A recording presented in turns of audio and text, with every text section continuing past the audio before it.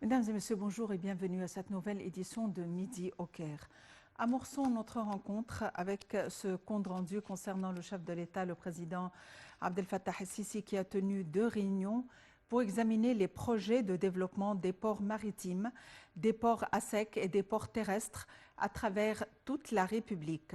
Les réunions se sont déroulées en présence du chef du gouvernement, Dr Moustapha Madbouli, et des ministres des Finances, des Transports et de l'Industrie, ainsi que du président de l'autorité du génie militaire. Le président Al-Sisi a également passé en revue le projet de construction du port maritime de Gargoub, qui vise à profiter au maximum de la situation stratégique et des avantages économiques et écologiques de cette région. Le point.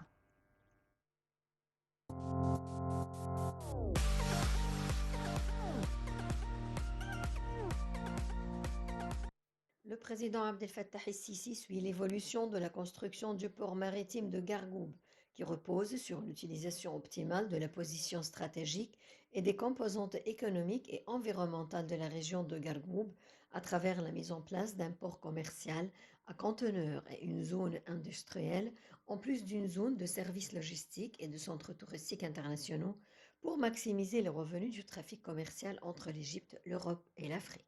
Ceci est intervenu aujourd'hui lors de la réunion du chef de l'État avec le Premier ministre Dr Moustapha Madbouli, le ministre du Logement, des Services publics et des communautés urbaines Dr Assem El-Gazzar, le ministre des Transports, le général de corps d'armée Kamel El-Wazir, le commandant des forces navales, vice-amiral d'escadre Ashraf Atwa, le chef de l'autorité du génie des forces armées, le général de division Ahmed El-Azazi, le commandant adjoint des forces navales pour les affaires d'ingénierie, le vice-amiral d'état-major Mohamed Fiqi et le chef de la division du génie des forces navales, contre-amiral Adel El-Behiri.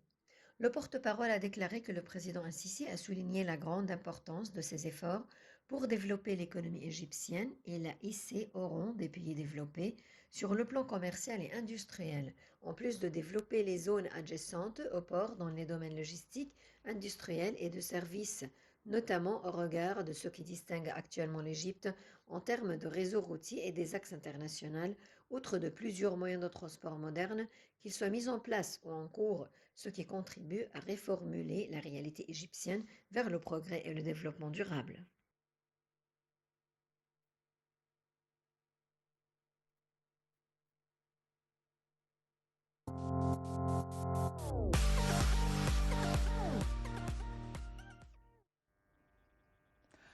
Le Premier ministre Dr Moustapha Madbouli a passé en revue les préparatifs de l'accueil par l'Égypte de la 12e édition du Forum urbain mondial prévu en novembre 2024. Le chef du gouvernement a précisé que l'accueil de cet événement, considéré la deuxième plus grande manifestation sur l'agenda de l'ONU après la conférence climatique, donne corps aux réalisations réussies de l'État dans le domaine du développement urbain durable, des efforts de construction de projets urbains intégrés et d'un logement adéquat à toutes les franges de la société. M. Madbouli a examiné les logistiques liées à l'accueil du WUF12, les réunions prévues pour s'accorder sur la signature de l'accord logistique sur les aspects organisationnels et préparatoires du forum, a dit le porte-parole du Conseil des ministres Nader Saad. Il a été convenu durant cette réunion de former un haut comité du forum sous la conduite du Premier ministre, alors que le ministère des Affaires étrangères sera le coordinateur et le chef du comité exécutif, à l'instar de la COP 27.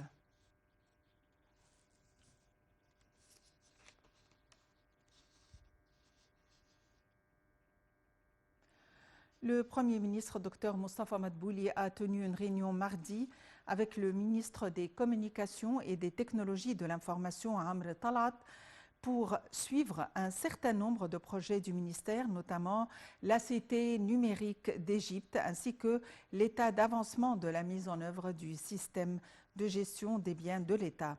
En ce qui concerne le projet de la Cité numérique, le ministre a expliqué qu'il s'agit d'établir une cité éducative virtuelle pour fournir une piste de formation numérique approuvée par le ministère des Communications et des Technologies de l'Information.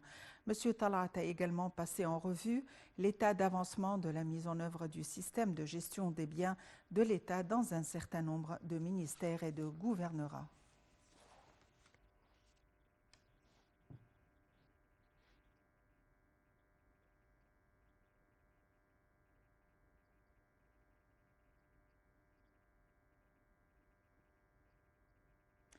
Pour revenir à la question des ports, nous avons le plaisir d'avoir en ligne Dr Raouf Ghafar, analyste politique.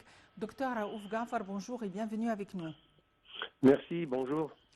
Dr Raouf Ghafar, le chef de l'État a tenu des réunions portant sur le suivi concernant les ports à sec et les ports terrestres à travers toute la République. Tout d'abord, qu'est-ce qu'on entend par port terrestre et port à sec?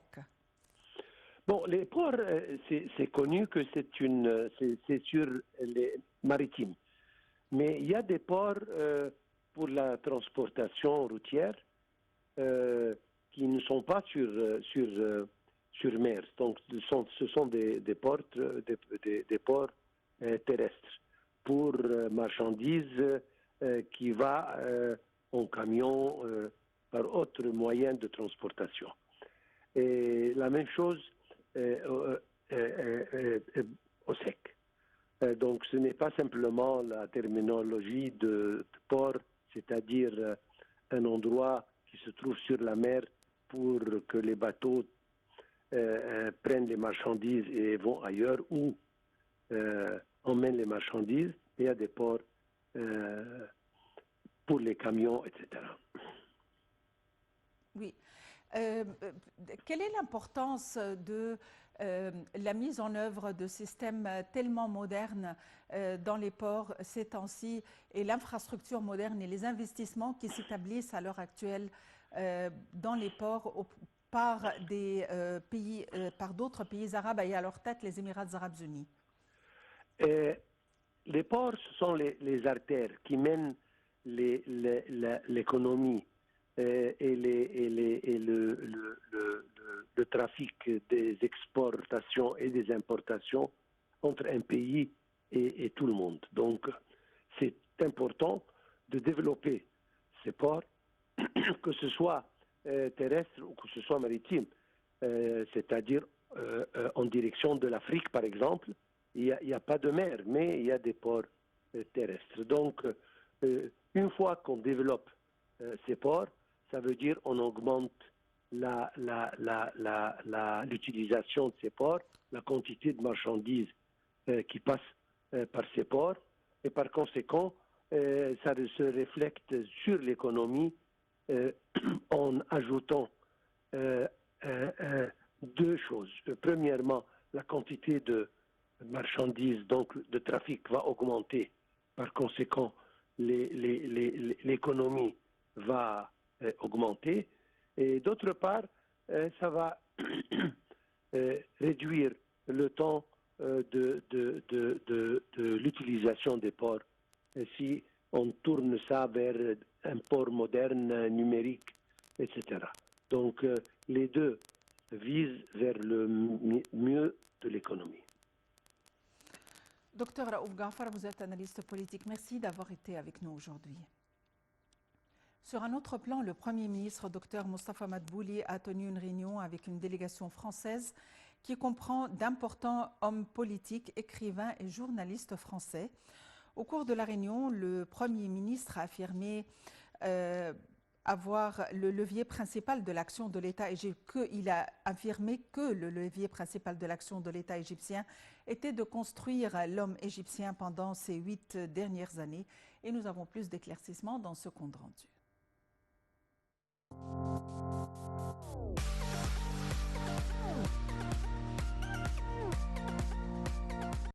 Le Premier ministre a commencé la réunion en souhaitant la bienvenue à la délégation française, qui comprend d'importants hommes politiques, écrivains et journalistes français, en disant « J'espère que vous avez eu l'occasion de visiter la nouvelle capitale administrative à partir de laquelle nous, en tant que gouvernement, avons commencé à travailler efficacement. » Dr Mostafa Madbouli, Premier ministre, a tenu au siège du cabinet dans la nouvelle capitale administrative une rencontre avec une délégation française qui comprenait entre autres M. Pierre Lelouch, secrétaire d'État aux Affaires européennes et ancien chef du parti à la Commission de la Défense, M. Alexandre Delval, journaliste au Figaro.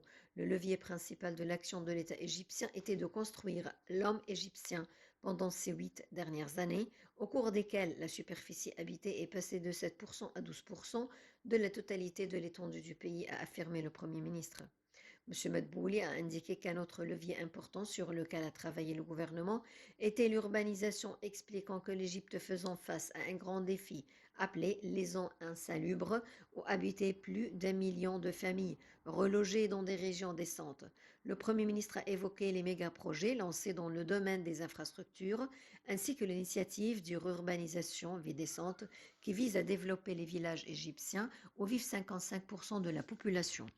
Vu la croissance démographique notoire en Égypte, l'État n'avait d'autre choix que de construire de nouvelles villes, de même qu'il a recouru à l'établissement de stations de traitement des eaux usées et de dessalement de l'eau des mers, nos ressources en eau naturelle étant limitées et vu que le Nil est la seule principale source d'eau en Égypte, a-t-il renchéri.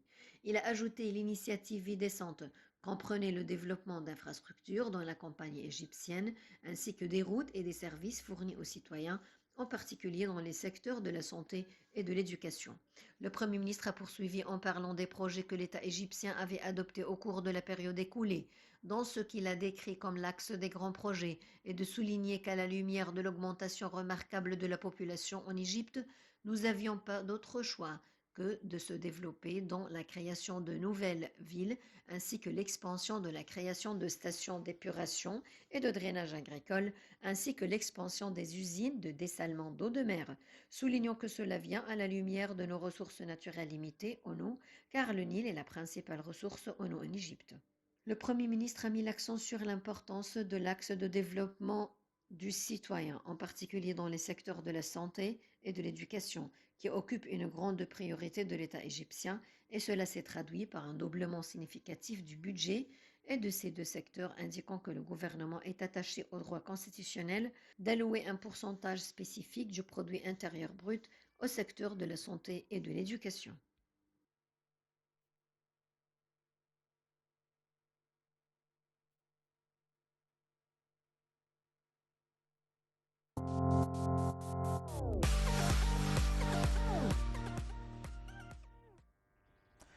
Depuis 2014, l'État égyptien a mis en place un plan de développement des transports, étant donné que ce système est celui que les citoyens remarquent le plus dans le développement, dans le secteur du développement et au quotidien. Le secteur des transports a connu un bond en avant qui l'a fait asseoir sur le trône du développement ces dernières années, alors que le développement comprenait toutes les branches des chemins. Voyons les détails dans ce compte rendu.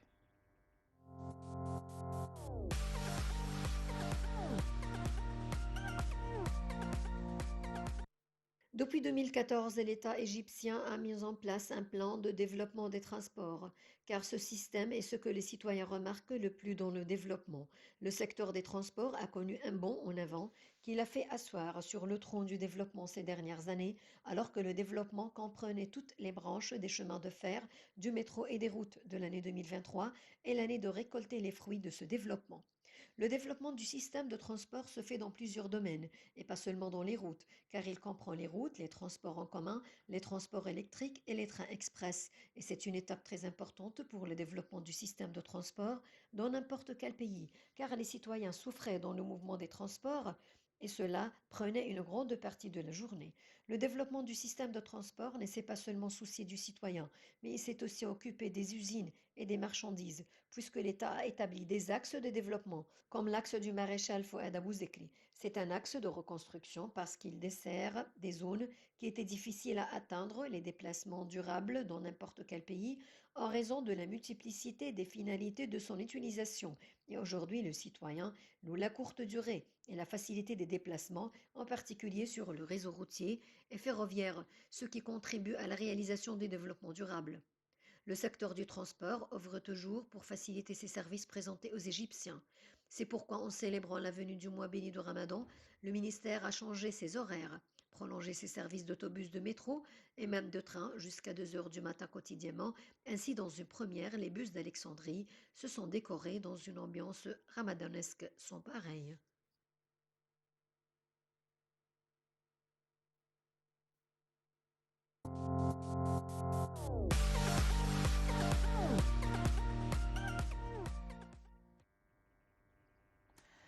Les Pharaons ont remporté le match contre le Malawi 4-0 à Lilongwe dans le cadre de la 4e journée des éliminatoires de la Coupe d'Afrique des Nations 2023 prévue en Côte d'Ivoire.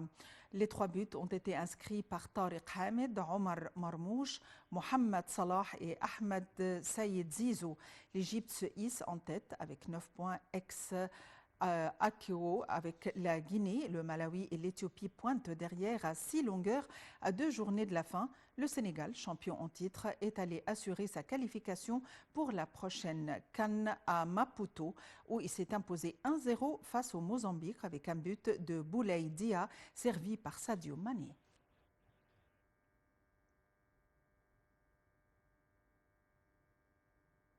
Fin de cette édition quotidienne de Midi au Caire. Merci de l'avoir suivi. À la prochaine.